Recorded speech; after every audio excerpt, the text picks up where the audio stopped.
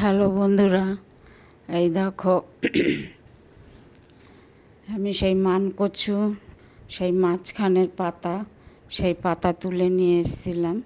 তা সেই পাতাটাকে দেখো নুন দিয়ে ছোটো ছোটো করে কেটে ভালো করে ধুয়ে এটাকে নুন দিয়ে সেদ্ধ করেছি, করে তারপরে এটাকে মিক্সচারে পেস্ট করেছি।